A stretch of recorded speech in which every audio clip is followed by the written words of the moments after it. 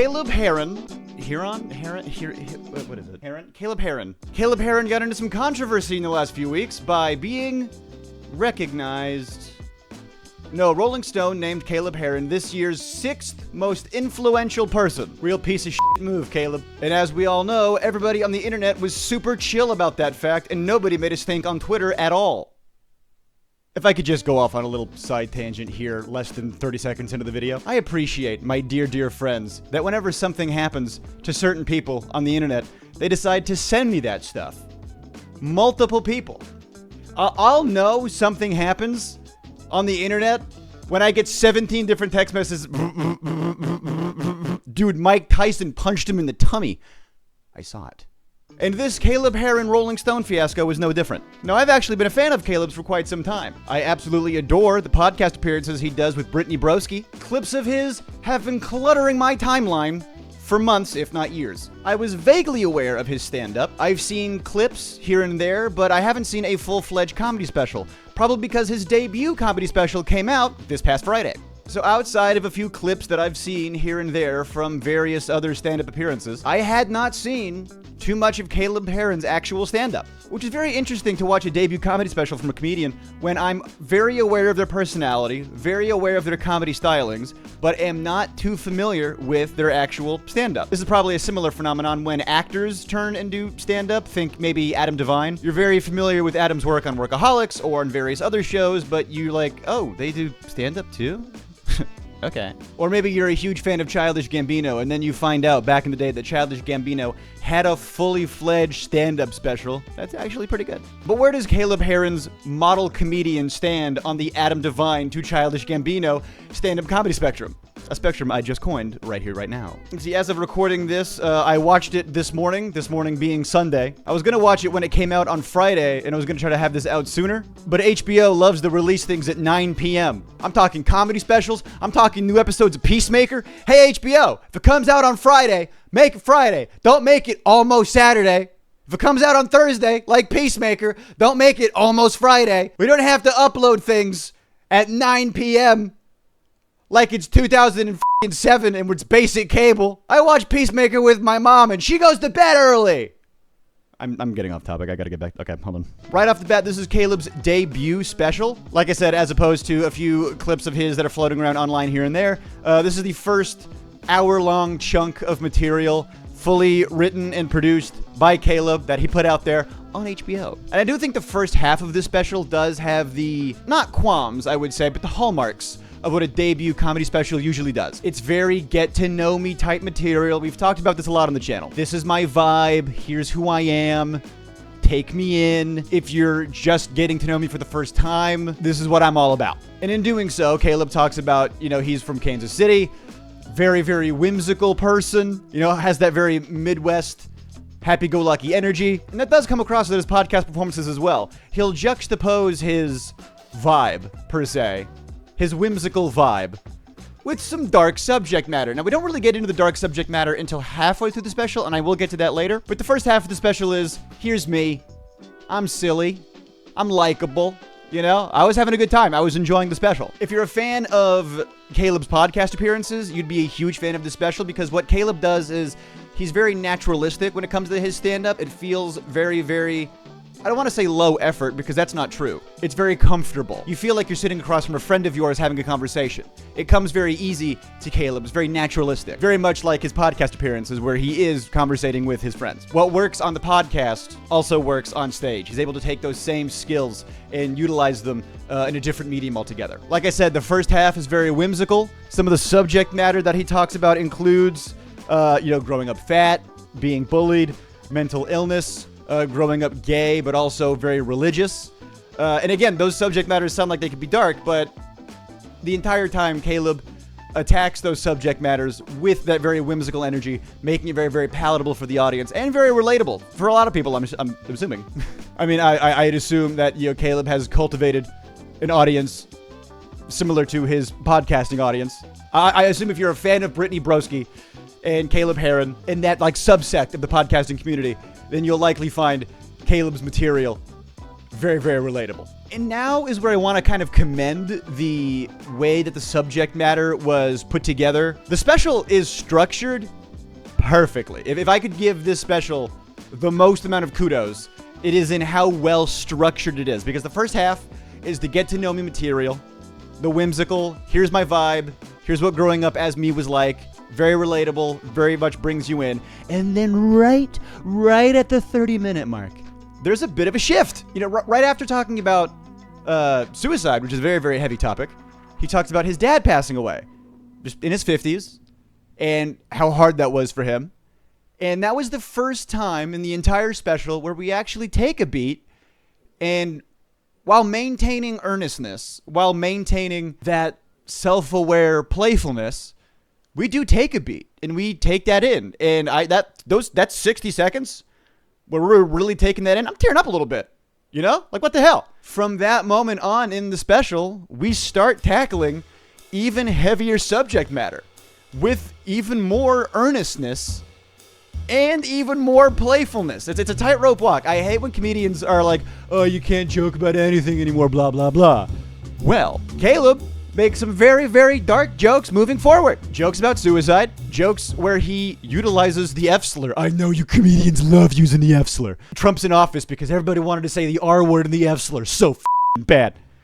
Well, Caleb is a member of the LGBTQ community, and he's making trans jokes. Okay? Trans jokes, mind you, that come from the perspective of actually knowing trans people. Very learned and well-informed trans jokes that I'm sure trans people in the audience there that night enjoyed and were like, yes, that is so true. Remember how comedy used to be like that? Remember how comedy used to have the audience go, ah, ha, ha, ha, that's so funny and so true. It was about me and I laughed, you know, rather than just punching down and shitting on people. No, yeah, Caleb got away with doing trans jokes.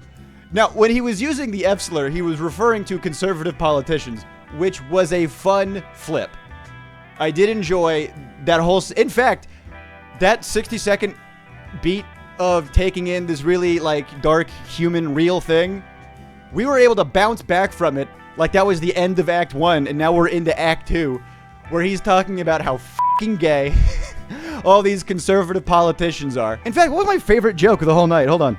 My favorite joke of the entire special, I know part of it is online floating out there in some of the promotional material, so I don't feel bad about giving this joke away because it is already floating out there. But as soon as we get off that dark, you know, my dad died, we jump into my favorite joke of the entire special, where he talks about, like, straight guys getting head. Where he overheard, like, a straight friend of his. And he goes, no, dude, I'm telling you. I just tell girls I can't come from blowjobs, and it makes them want to give me blowjobs even worse. Genius. I just picture him outside of a nightclub every weekend painting a fence white. Sure would love to come from hell. And then we get into this big, long thing about how he visited a Holocaust museum. And that's where it's like Anthony Jeselnik level, like, dark humor. And for somebody like Caleb Hearon to cultivate an audience, I don't want to assume what Caleb Hearon's audience is like, but I would assume if you came out the gate swinging with Holocaust material, they wouldn't enjoy it.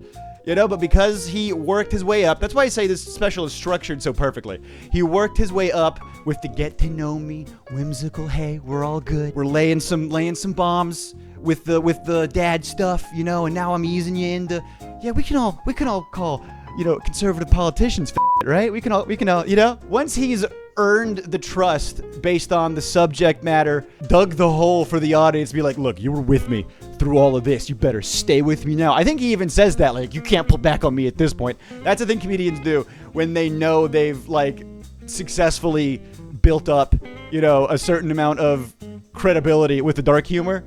And they're like, look, you were with me on this thing. You better not pull back on me now, okay? And then the special ends with a Hitler impression, which calls back to something at the very, very beginning of the special. That's also why the special is named what it is. Again, this is just me talking about the subject matter of the special, talking about the themes of the special, and talking about how well those themes are woven together. You know, the same way, you know, Anthony Fantano talks about an album. You know, he still expects you to watch the album. I still expect you to watch Caleb Hearon's special. I only gave away one joke, and that joke was some promotional material. Now, if I had some qualms with this special, which were very, very few, I loved this special thoroughly. The only qualm I guess I had is sometimes some of the material seemed reminiscent of other comedians. And I'm not saying that Caleb Hearon steals jokes. That's not what I'm saying. because a lot of Caleb Heron's material comes from personal experiences. It's very, very personal. Like, I can't really imagine him going out of his way to steal a joke, so I don't think that's what's happening here. What I think is he's just kind of doing the parallel thinking thing, and it happens so rarely in the special that I really don't mind. But there was one instance where he's talking about when he was a kid, he wanted a suit, and that felt very Mulaney-esque to me. And then there was, when he starts talking about the Holocaust stuff and buying tickets, to the museum, it felt very much like that one Louis C.K. joke where he talks about buying tickets to Auschwitz. Because people are going to buy tickets to this, They weren't even the same joke, really. They just seemed reminiscent of jokes that came before him. And it's funny to see how wildly different the style of comedian those jokes seemed reminiscent from. Not to say that Caleb's material or stylings were all over the place. The entire special was Caleb to a T. It was very Caleb-coded. And if you were a fan of anything he's ever done online on the podcast circuit or anywhere else, you'd be a huge fan of the special. I thought it was incredibly well done. I thought the production on this, we haven't even talked about the production on this thing. Usually I start with that. We haven't even talked about the production on this thing. Production on this thing was very fine. It was good.